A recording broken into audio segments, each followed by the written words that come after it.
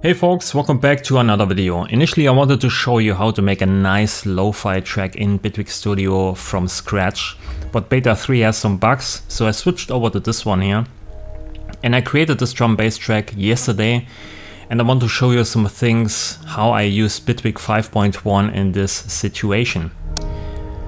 So as you can see here in the top, it's 172 BPM. I switched from 4.4 to 17.8 in the main part, and then back to 4.4. So this is how it sounds. I show you the track first and then we talk about it, okay?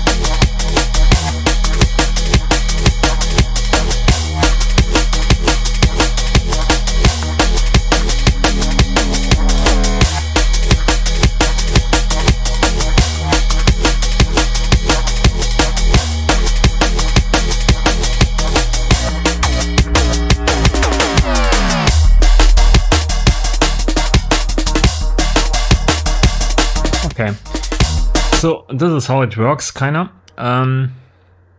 So there are multiple special things on this track. So first up, for the drums, I use Addictive drums only. There's no external layering happening in this project at all. Everything comes from Addictive drums. I use, of course, some effects here on the drums, on the result, on the output of Addictive drums. Everything is kind of Bitwig native, more or less, besides the crossover here and DSEQ3 at the end.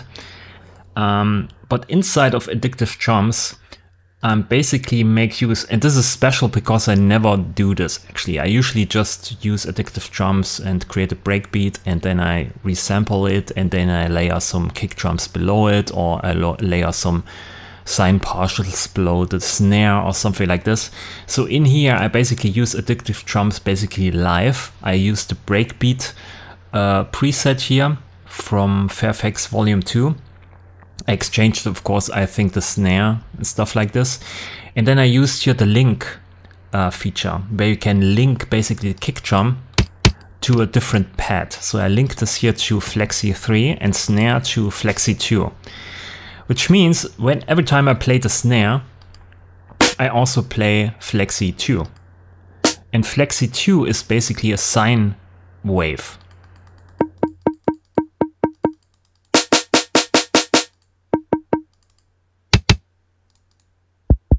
Right? So I can layer basically some sine partials below the kick and the snare, and then I can mix it in. You can do this by going into the Flexi pad here and then going to triggers, and then you can see here you can select sine 55. I think that's the hertz, 55 hertz, short, long, 220 short, long, and so on.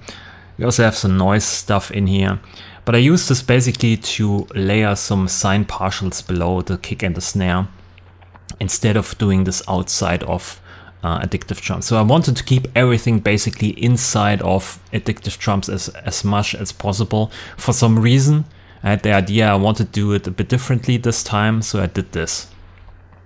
I kept everything basically intact from the preset itself to keep the character.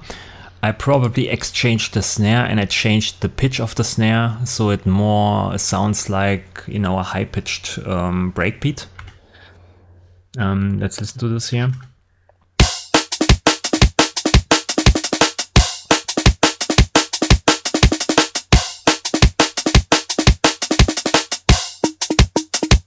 So this is basically without the main drums. All you can hear is basically the Flexi 2 and the Flexi 3 now, the sine partials.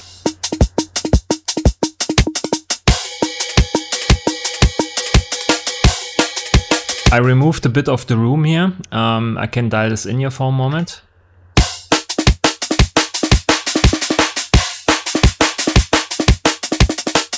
So I'd like to kind of keep it dry for drum and bass. Most of the times I kind of like it this way. It's just a taste thing, I guess, so it's up to you. And that's probably also a main takeaway from this video, hopefully, that a lot of this stuff is actually, there's no right or wrong to do things in a certain way, because people always look for, you know, this one workflow that gives me exactly every time the same thing, but you can do it in so many different ways. For instance, I never did this in this way, keep everything inside of Addictive drums the first time, right? But you can tweak it in so many different ways and dial in so many different distortion devices and EQs at certain points to get the same sound, basically.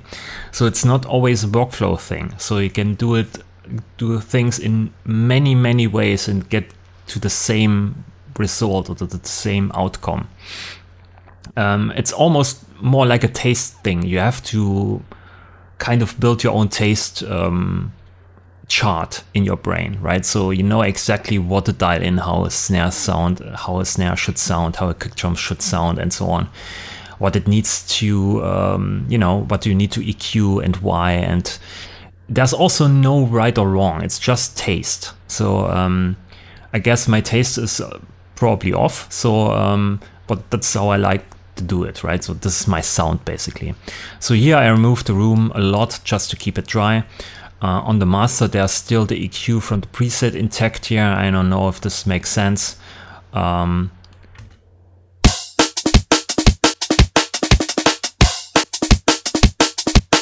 anyway, I keep this in here, and then I correct everything basically here in the chain afterwards anyway. So this is how I did it in here. I showed you also the link feature, what I used here in this preset. Okay, so that's it. Then in here, I basically use a tool to just modify the loudness. There's a transient control in here. I amp up a bit the sustain just to make this a bit more pumping. Then I use here an FX3 in there. There's a filter plus with a lot of push distortion. Mid also, there's a slight transient control here. I think bringing up the attack just a tad. Also filter plus here with the push, and in the high end also push here. And the filter is basically, yeah, it's switched off. I can probably just disable this here. Just to get distortion in, basically. I use this filter plus here as a distortion device, and after the FX3 I go again into push distortion here, and then I modulated or automated here the filter frequency at certain points just to remove the high end, maybe probably in the intro or in the mid part here. So without, of course it sounds super thin.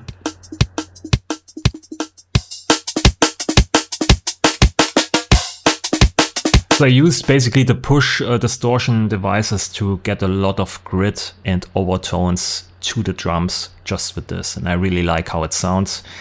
I had at certain point I had a sweep device in there, mixed slightly in to create some room and reverb on it. So I had some kind of small reverb in the pre-FX of the sweep device, and then I dialed down the filter a bit, and then I mixed it in a bit and so on. But it was too much, it sounded too wide, and so I like to keep my drums, like I said, dry and straightforward and loud and so on. So after this, all of that, I use here my crossover plugin.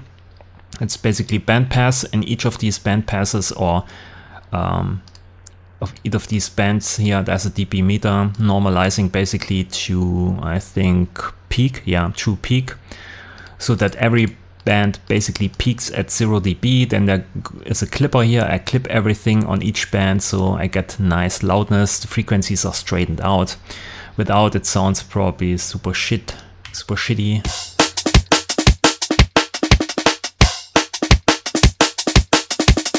Okay, then I go into DSEQ3 here to remove certain frequencies again. Here it's the snare drum that's overpowering the mix, and a bit of the hi-hats, of course, and the kick drum here. Without, it sounds like this. It's not too much.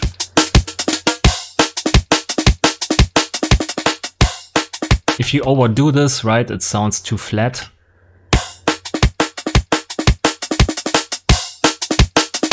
So again, it's more or less like a taste thing, how you want your drums to sound or how they need to fit into the rest of your track. So it's always a back and forth to find a sweet spot for that. So these are basically more or less like the drums. I used here, after the Addictive Drums 2 plugin, I used here some kind of note layer and a note filter, where I filter out basically the kick drum and the snare trigger, right? I use your note clips where I paint in the kicks and the snares, and then I filter this out. So the kick drum is always on C1, right? The snare is always on D1 here, like you can see. So I can grab this basically on different tracks here. You can see it's flashing when the kick drum plays. So I can basically go to the bass track here and then select here kick only note filter from this Addictive Drums track. So I get basically the kick drums as a note event, and then I use this here to pull down the volume to basically have this kind of sidechain volume modulation. Okay, so these are the drums. The bass sounds in itself are basically just phase 4, more or less. I like to use phase 4 for bass sounds. This is the first one here.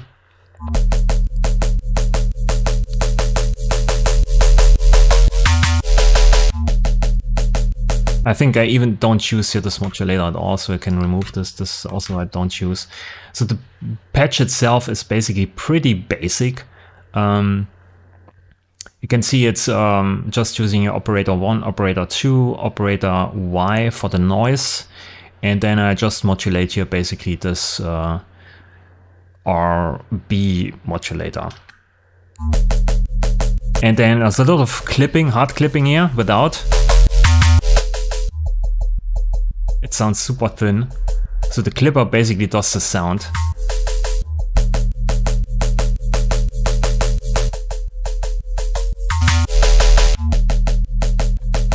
And then I use some automation here at certain points, right, to bring in a bit of movement or some kind of transitioning effect here.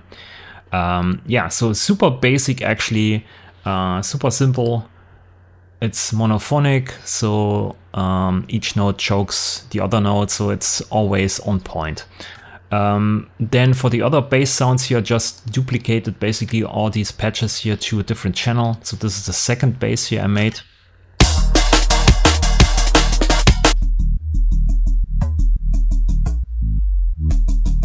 That's basically the same setup, hard clip, nothing really in here, just one operator working all the time and dialing in the second operator here.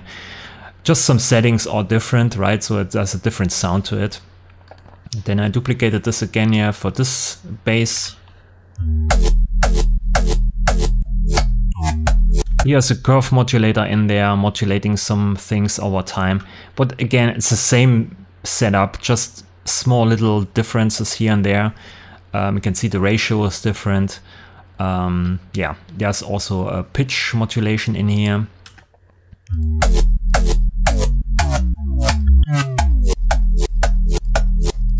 In a step mod that changes some settings in here. But again, the hard clip basically does the hard work, bringing in all these harmonics. Again, I duplicated this again here for this bass.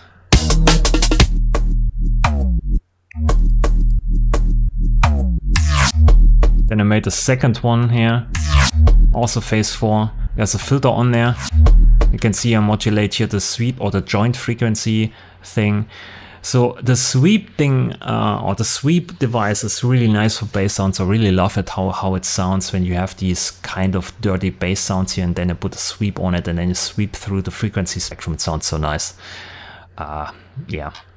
And I use a crossover at the end to straighten out all the frequencies to make basically this bass sound flat as a brick, frequency-wise.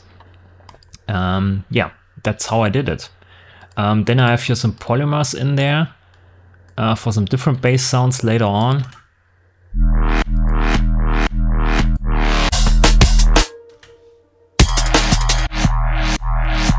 But this part is still kind of work in progress. I'm not sure how I want to evolve this track. So these are kind of ideas I try to draft here and see how it's going, right? It's nowhere near complete. It's just some ideas laid out in kind of in the form of a track, more or less. Then here I'm using a polysynth for some kind of resound.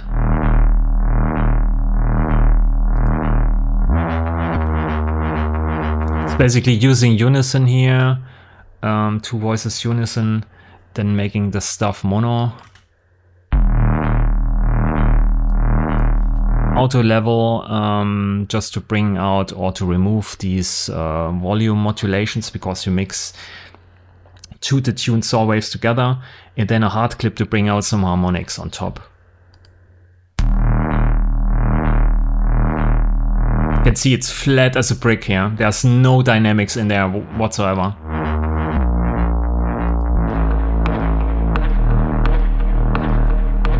So this is basically the drum bass part. Also special here on the drum and bass bus is where I mix basically the drums and the bass together. Is I'm using again a hard clip here, Filter Plus device, no filter, it's disabled. Hard clip again. And then I use here the loud split. This is a bit interesting. I never did this before. So this is the drum bass bus alone. You can see I removed here all the quiet frequencies, all the quiet stuff from the track. Removed completely. So I switched this this bandpass, it's not a bandpass actually, I switched this completely off here, this thing. And also the loud part is toned down -4 dB.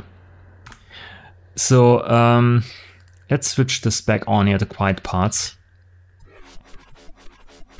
This is basically what I'm removing from the drum and bass bus.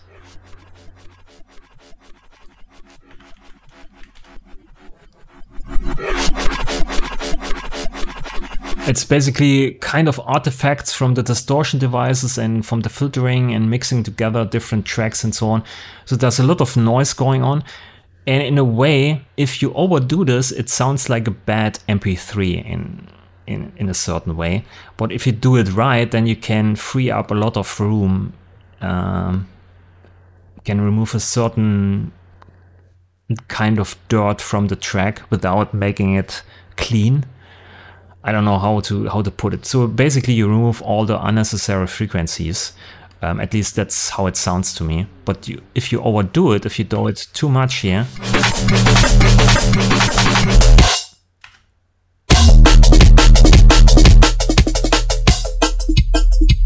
it sounds like a bad encoded MP3, right?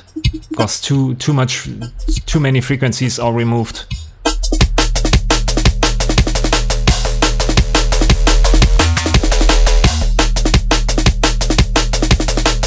But in this kind of sweet spot here, it works more like a gate, a frequency gate, where you remove all the frequencies you don't hear anyway. So you can free up a bit of space, you make it sound more cleaner, but it's still loud because of the distortion, but you remove all the artifacts from the distortion.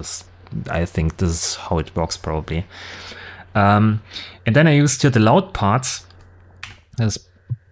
It's just a transient, a bit of the frequencies from the transients of the kick and the snare. And I found they were too loud, too prominent in the mix. So I used this basically to single them out.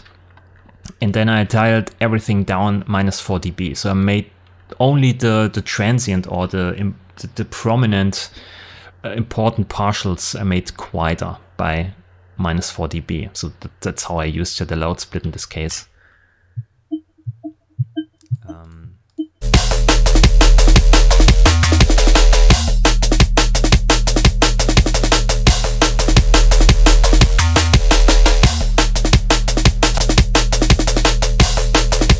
It's not much, you probably can't hear it. I can't hear it either. But there's a bit of, you know, if you hear it on headphones, you can hear there's a bit of room, you know, or a small room going free or empty. It sounds more like a gate to me. So I thought it's a great idea to use this here in this situation. Okay, so that's the drum bass bus. Then the music bus is basically just how I mix down. It's completely different than the drum bass bus. So this one here has no distortion or limiting or compression. That's basically just an ambient track in itself here.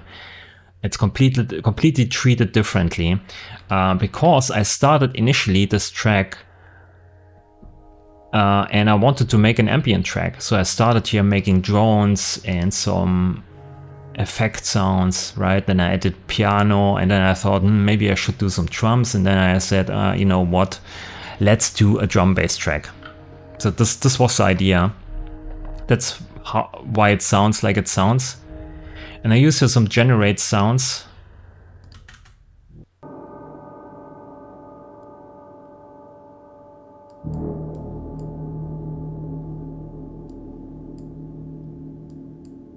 So this is something I just bounced. I made some sounds with generate and I bounced everything into audio and just let it here in the intro. Then I'm using also synth for this kind of step sound. There you go here.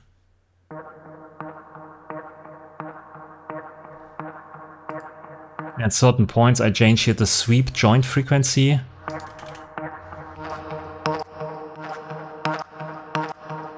But this sound basically is just playing every 2/4 notes, just to give you some kind of rhythm throughout the track, because I changed the time signature. I wanted to have something ongoing in a straight rhythm going from the start to the finish through the track, to keep you basically on the pulse of the track in a way. And then I change it up here over time just to change up the frequencies, the tonality, the overtones, and so on. And I also want to show you that I use actually synth in my project. So it's not like I'm showing off these plugins on my channel for content. I also use this, right? So it's not like that I use it all the time, but sometimes I use it a lot, and sometimes I use something different just to change things up. So yeah, I use synth for that. I also use synth here for different sounds for this kind of sequence here.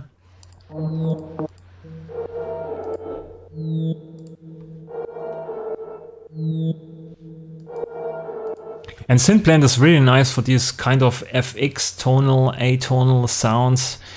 And what I did here is basically I used control and clicking in the middle just to create random seeds. And find some sounds. When I found something I like, then I go sometimes in the DNA section here and edit something to make it, tweak it more to my liking. I haven't used the Keno patch in here. I still like the Keno patch. It's not like I don't like it, but I haven't used it in here. It's actually really great for drum sounds, for snares and kicks, where you want to replicate certain sounds of kick and snare sounds, and then you layer it up maybe with a real kick drum, or just leave it in as it is and sample it or resample it and then process it a bit. So Geno Batch is really nice for percussions and kick drums and snare sounds, I think. But here I just used the randomized seed feature for these 2 or 3 sounds. Then I used generate here, also completely dynamic in the middle part here.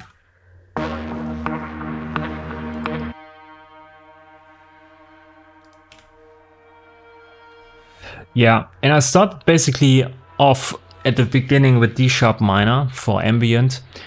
And then for the drum bass part, I think I switched to a random scale. It's not really in the scale. I mean, D sharp is still the root key, but then I used a lot of keys that are not in the scale of D sharp minor.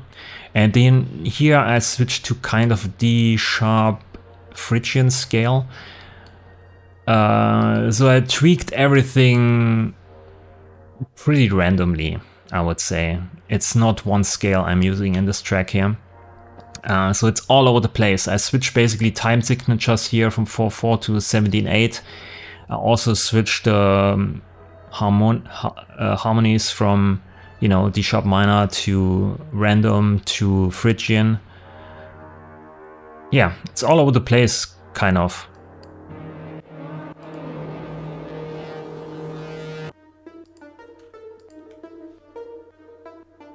Yeah, this is also here not D sharp minor. You can see I'm using D sharp, then E, which is not in the scale.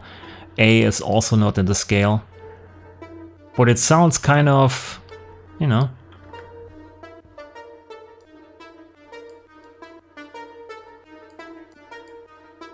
It sounds nice.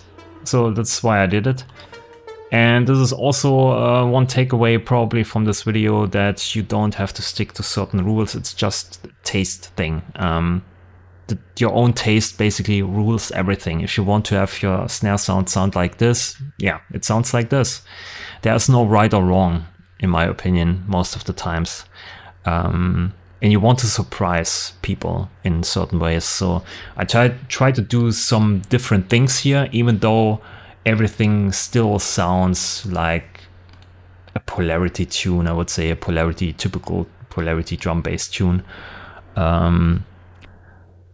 Still not super great, but you know, I like to do it this way, and I like how it sounds, and I like how I tweaked it. I like the ideas I did. I probably, when I finish this track, I probably never want to hear it again.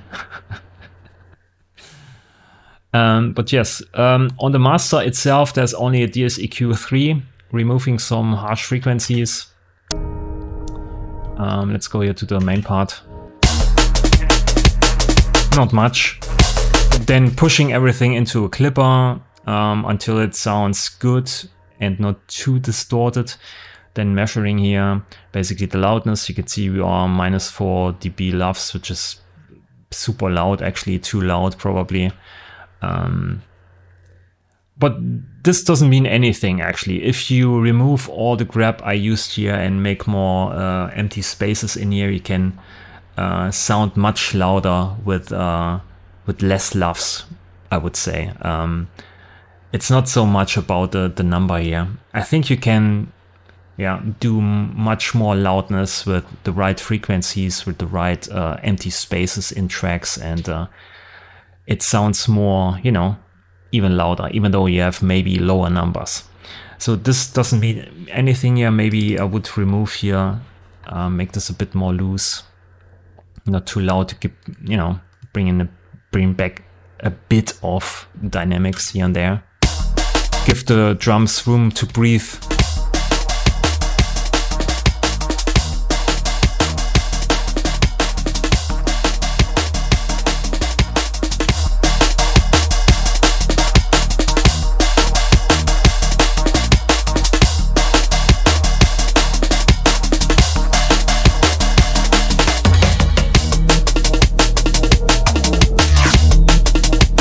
So yeah, this is a work in progress here. It's not finished. I did this yesterday just for fun when I wanted to make an ambient tune. So this is how it pans out sometimes.